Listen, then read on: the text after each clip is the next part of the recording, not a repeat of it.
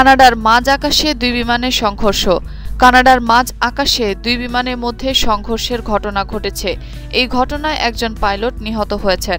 রোববার ভোরে কানাডার রাজধানী অটোয়ায় 18 মাইল পশ্চিমে অন্টারিও কার্প এলাকায় সংঘর্ষের ঘটনা ঘটে।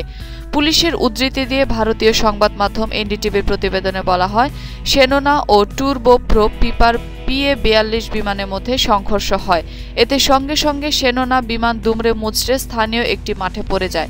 পরে ঘটনাস্থল থেকে বিমানটি পাইলটের মৃতদেহ উদ্ধার করা হয়। তিনি বিমানে একাই ছিলেন। কানাডা পরিবহনের একজন মুখপাত্র AFP-কে জানিয়েছে, সংঘর্ষের পর টুরবো প্রো পিপার PA-42 এর রুট পরিবর্তন করে অটোয়া ইন্টারন্যাশনাল এয়ারপোর্টে পাঠিয়ে দেওয়া হয় এবং সেখানে নিরাপদে অবতরণ করে। পিপারের পাইলট কানাডা ভিত্তিক সংবাদ মাধ্যম CBC-কে জানান, শেনোনা বিমানটি নিচ থেকে তার বিমানকে আঘাত করে। এতে তার বিমানের ল্যান্ডিং গিয়ার ক্ষতিগ্রস্ত হয়েছে। তবে এই ঘটনায় ওই বিমানে পাইলট বা তার যাত্রীদের ক্ষয়ক্ষতি হয়নি বলে জানিয়েছে জরুরি সেবা সংস্থা।